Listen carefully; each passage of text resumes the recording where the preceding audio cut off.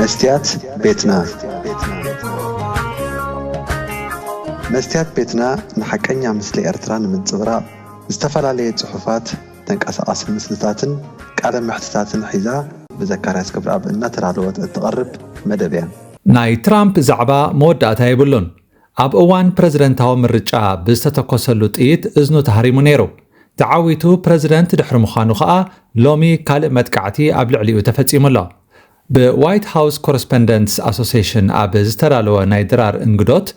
ترامب قالو كهب اب زترالو الاوان ካብ ቅድመቲ ናይ ጽምብል ኣዳራሽ ዘሎ ናይ መፈተሺ ቦታ ድምፂ ጠያይቲ ተሰሚዑ ፈለማ እቲ ድምፂ ሓደገኛ ከም ዝኾነ እቶም ኣብቲ ኣዳራሽ ዝነበሩ ዕዱማት ኣይስተባሃሉሉን ድሓር ግን ነገራት ብቕጽበት ክቀያየሩ ጀሚሮም ክሳብ ኣፍንጫኦም ዝዓጠቑ ኣባላት ጸጥታ ናብቲ ኣዳራሽ ብምእታው ንዕዱማት ኣብ ባይታ በጥ ክብሉ ኣዚዞሞም ቀልጢፎም እውን ንፕረዚደንት ትራምፕ ውሕስነት ክህቡ ተራእዮም ኣብቲ ኣዳራሽ ፍርሒ ሰፈነ ኣጋይሽ هيوتم كدحنو قليهم أبايتا بتقبلو قال خهدمو قال أبتحت طاولة حبو جميرم ترامب مسبعلت بيتو ملانيان كالوت أقدست والكسباتن ناب دحر مدرخ توسيدم زسترفو عدمات ندق خوص وتنقيروهم هليكوبترات أبلع لتخبابي كزنبيا ترائع دحر زفتسامي ترامب غازيت أو مقلتس إنمهب نام مدرخ تمليسو أولاد زتا أزيو زدنا سرح كم سرحون قلطفن ቆራጽን ውሳነታት ከም ዝወሰዱን ገሊጹ እዚ ናይ ድራር እንግዶት ዝተኻየደሉ ቦታ ኣብ ከተማ ዋሽንግተን ዲሲ ዝርከብ ሂልተን ሆቴል እዩ እዚ ሆቴል ኣብ 1965 ድሕሪ ምኽፋቱ ዓበይቲ ፖለቲካውያን ኣኼባታትን ጽምብላትን ከእንግድ ጸኒሑ እቲ ናይቲ ሆቴል ህንጻ ግን ውሕስነቱ ኣዝዩ ድኹም ከም ዝኾነ እዩ ዝንገረሉ ንኣብነት ኣብ 1981 ዓመተ ምህረት ናይቲ እዋን ፕሬዝደንት ኣሜሪካ ዝነበረ ሮናልድ ሬገን ኣብዚ ሆቴል ፈተነ ቅትለት ተኻይዱሉስ ብዝተተኮሰሉ ጥይት ቆሲሉ ነይሩ ኣብዚ ናይ ትማሊ ናይ ትራምፕ ናይ ድራር እንግዶት ባዕሉ ትራምፕ ባዕልቲ ቤቱ መላንያ ምክትል ፕሬዝደንት ኣሜሪካ ቫንስ ብርክት ዝበሉ ኣባላት ካቢነ ኣሜሪካ ጋዜጠኛታት ናይ ትራምፕ ናይ ፕረስ ወሃቢት ቃል ካሮሊን ላቪትን ካልኦት ዕዱማትን ተረኺቦም ነይሮም እቲ ነዚ ኩሉ ዕግርግር መበገሲ ዝኾነ ውልቀ ሰብ ንኣባላት ጸጥታ ብጉያ ጥሒስዎም ክሓልፍ ይርአ እቶም ኣባላት ጸጥታ ቀልጢፎም ነቲ ውልቀ ሰብ ናብ ባይታ ብምውዳእ ከዓ ኣብ ትሕቲ ቁፅፅር ኣውዒሎሞ ትራምፕ ብዛዕባ እዚ ሰብ ክዛረብ እንከሎ ካብ ካሊፎርንያ ይመጽ ይመስለኒ ፖሊስ ንመንበሪ ገዝኡ ይፍትሽዎ ኣለዉ ጥዕና ዘይብሉ ሰብ እዩ ኢሉ እቲ ውልቀ ሰብ ኣብ ሂልተን ሆቴል ዘዕረፈ ጋሻ እዩ ካልእ ምስኡ ዝተሓባበር ኣካል ኣይነበሮን መርመርቲ ከም ዝበልዎ እዚ ካራን ካልኦት ሓደገኛ መሳርሒታትን ዓጢቆ ዝነበረ ሰብ በይናዊ ስጉምቲ ይወሲዱ ኣብዚ እዋን ተረጋጊጹ ዘሎ እቲ ኣብ ትሕቲ ቀይዲ ዝርከብ ሰብ ካብ ከተማ ሎስ አንጀለስ ካሊፎርንያ ዝመጸ ወዲ 31 ዓመት መምህርን ናይ መጻወቲ ጌም ኣማዕባልን ከም ዝኾነ እዩ ቅድሚ ሕጂ ብዝኾነ ካልእ ፖለቲካዊ ንጥፈታት ኣይፍለጥን ኣብ ኢንተርነት ዝተረኸበ ሓበሬታ ከም ዘመላኽቶ እቲ ውልቀ ሰብ ካብ ካሊፎርንያ ስቴት ዩኒቨርሲቲ ብኮምፒውተር ሳይንስ ናይ ማስትሬት ትምህርቱ ዝወደአ እዩ ስለምንታይ ካብ ካሊፎርንያ ተበጊሱ ማለት ኣዝዩ ርሑቕ ዝኾነ ጉዕዞ ተጓዒዙ ካብ ምዕራባዊ ገማግም ኣሜሪካ ናብ ምብራቃዊ ገማግም መጺኡ ነዚ ጉዳይ ፈጺሙ ዝተፈልጠ የለን CBS ዝተባህለ ማዕከን ዜና ኣሜሪካ ከም ዝገለጾ እዚ ወዲ 31 ዓመት ኣብ ትሕቲ ቀይዲ ምስ ኣተወ ንፖሊስ ንወከልቲ መንግስቲ ትራምፕ ክረክብ ኢሉ ከም ዝመጸ ገሊጹሎም እዚ ግን ብወግዒ ዝተረጋገጸ ሓበሬታ ኣይኮነን ትራምፕ ነዚ ሰብ ከም ጥዕና ዘይብሉ ሰብ እዩ ኣቐሚጥዎ እቲ ምኽንያት ምስ ኩናት ኢራን ምትእስሳር ከም ዘይብሉ እውን ትራምፕ ወሲኹ ይገልጽ ዓቃቢት ሕጊ ናይቲ ከባቢ እቲ ኣብ ትሕቲ ቀይዲ ዝርከብ ውልቀ ሰብ ንጽባሕ ሶኒ ናብ ቤት ፍርዲ ክቐርብ ከም ዝኾነ ትሕብር ዝቐረብሉ ክስታት መሳርሒ ብረት ኣብ ልዕሊ ኣባላት ጸጥታ ብምጥቃሙን ሓይሊ ተጠቒሙ መጥቃዕቲ ኸብጽሕ ብምፍታኑን ክኾኑ እንከለዉ መርመራ ምስ ቀጸለውን ካልኦት ተወሰኽቲ ክስታት ክስዕቡ ከም ዝኽእሉ እቲ ዓቃቢት ሕጊ ወሲኻ ትገልጽ ትራምፕ ከም ዝበሎ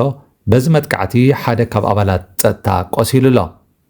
መከላኸሊ ጥይት ተዓጢቑ ብምንባሩ ብሂወት ከም ዝተረፈ ከዓ ትራምፕ የረድእ ናይ ዋሽንግተን ዲሲ ናይ ፖሊስ ሓላፊ ጀፍሪ ካሮል እቲ ዝቆሰለ ኣባል ጸጥታ ናብ ሕክምና ተወሲዱ ግቡእ ክንክን ከም ዝረኸበ ክገልጽ እንከሎ ናይ ሰክሬት ሰርቪስ ወሃቢ ቃል ብወገኑ እቲ ፖሊስ ካብ ሕክምና ከም ዝወፀ ይሕብር ትራምፕን መላንያን እቶም በቀዳምነት ካብ ሂልተን ሆቴል ክወፁ ዝተገብሩን ናብ ውሕስ ቦታ ዝተወስዱን እዮም እቲ ጽምብል ግን ከመይ ዝበለ እዩ እንተኢልና ማሕበር ጋዜጠኛታት ምስቶም ኣብ ዋይት ሃውስ ወከልቲ ዝኾኑ ጋዜጠኛታት ብሓባር ዘዳልዎ ሓደ ዓመታዊ ዝካየድ ናይ ድራር ግብጃ እዩ። ናይዚ ምሸት ዝኸበረ ዕዱም መራሒ ኣሜሪካ እዩ። እዚ ከምዚ ዝበለ ጽምብል ቅድሚ 100 ዓመት ዝጀመረ ነዊሕ ድሕረ ባይታ ዘለዎ ከም ባህሊ ተታሒዙ ዝጸንሐ ጽምብል እዩ። ትራምፕ ግን ጋዜጠኛታት ስለ ዘይፈቱን ነቶም ጋዜጠኛታት እውን ጸላእቲ ሃገር ኢሉ ስለ ዝነቕፎም ኣብ ቀዳማይ እብረ ናይ ፕረዚደንት ግዚኡን ኣብዚ ካልኣይን ኣብቲ ዕድመ ተረኺቡ ኣይፈልጥን እዩ። ትማሊ ቀዳም ግን ትራምፕ ንፈለማ እዋን ኣብቲ ናይ ድራር ግብጃ ክሳተፍ ፈትዩ። ይኹን እምበር ሓደገኛ ምዕባለ ስለ ዝተረኣየ እቲ መደብ ተቋሪጹ። ኣዳለውቲ ከዓ ነቲ መደብ ከም ብሓድሽ ክደግምዎ ምዃኖም ይገልጹ ኣለዉ።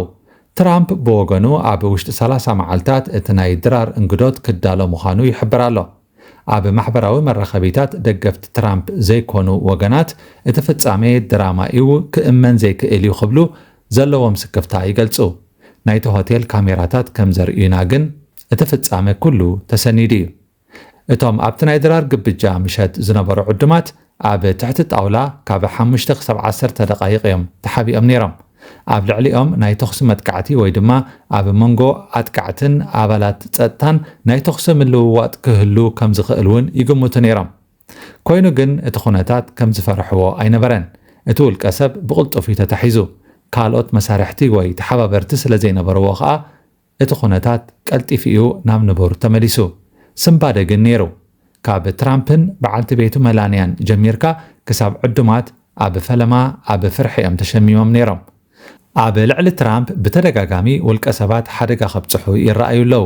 ክሳብ ሕጂ ግን ዝተዓወተሉ የለን። እታ ኣብ እዋን ምርጫ ንእዝኑ ዝበስዐት ጥይት እታ ኣዝያ ሓደገኛ ዝነበረት ፈተና እያ። መስትያት ቤትና ሓልቀኛ ምስሊ ኤርትራ። ክቡራት ተኸታተልቲ መስትያት ቤትና ንሎሚ 26 ሚያዝያ 2026 ዘዳለናዮ ትሕዝቶ ኣብዚ ክንዛዝም ኢና። ጽባሕ ብኻልእ ኣርእስቲ ክሳብ ንራኸብ ዳሓን ጽንሑ። መስትያት ቤትና መስትያት ቤትና ንሓቀኛ ምስሊ ኤርትራ ንምንጽብራቕ ዝተፈላለየ ጽሑፋት ተንቀሳቐሲ ምስልታትን ቃለ ምሕትታትን ሒዛ ብዘካርያስ ክብረኣብ እናተዳለወት እትቐርብ መደብ እያ። كفوت لساني من يزعصوني هاي سجدن علي عبطاقوت ملاخي قطاوخي قنا مسلي فتحي